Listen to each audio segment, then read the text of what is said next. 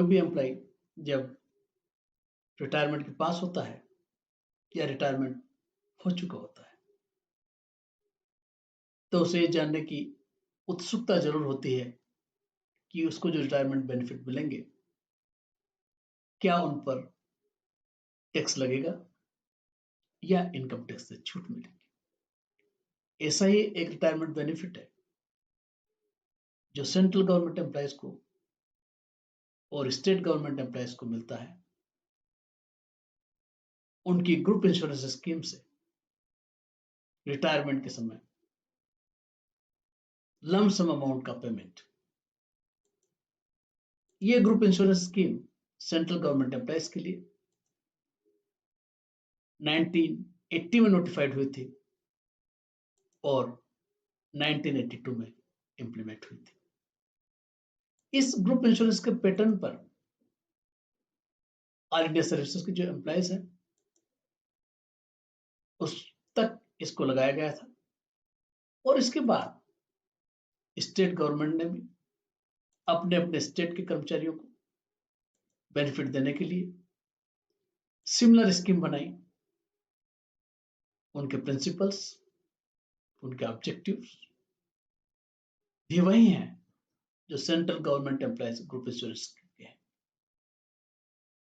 तो ये जानने के लिए कि क्या ग्रुप इंश्योरेंस स्कीम से मिलने वाला पेमेंट एग्जम्प्ट होगा, हमको ग्रुप इंश्योरेंस स्कीम को समझना होगा।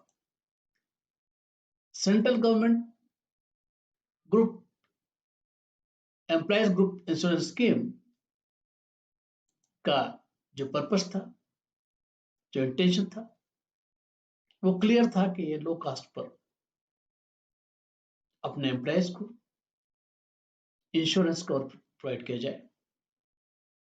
वो इंश्योरेंस कवर दूसरी इंश्योरेंस पॉलिसी की तरह सर्विस पीरियड में यदि दुर्घटनावश उस एम्प्लॉय की डेथ हो जाती है तो उसके फैमिली मेंबर को उसका बेनिफिट होगा और यदि वो अपना सर्विस पीरियड पूरा कर लेता है तो रिटायरमेंट के समय उसको लमसम अमाउंट का भुगतान होगा।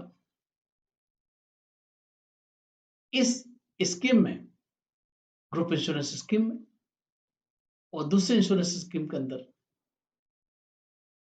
बेसिक कोई डिफरेंस नहीं है, दोनों ही इंश्योरेंस स्कीम है।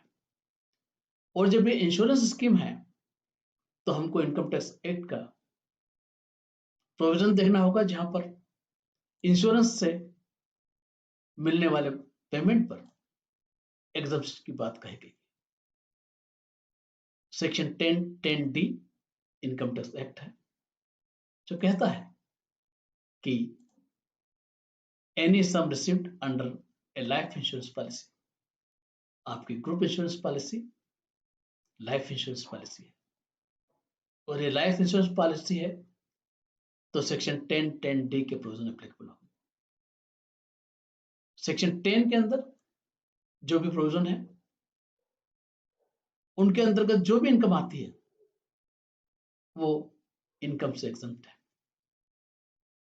तो सेंट्रल गवर्नमेंट के एम्प्लॉयज को और स्टेट गवर्नमेंट के एम्प्लॉयज को जिन पर ग्रुप इंश्योरेंस स्कीम एप्लीकेबल है उनको चिंता करने की जरूरत नहीं है।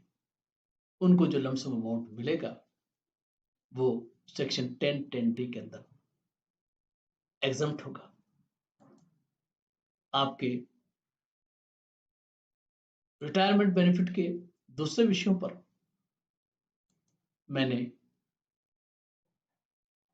3 वीडियोस जारी किए हैं।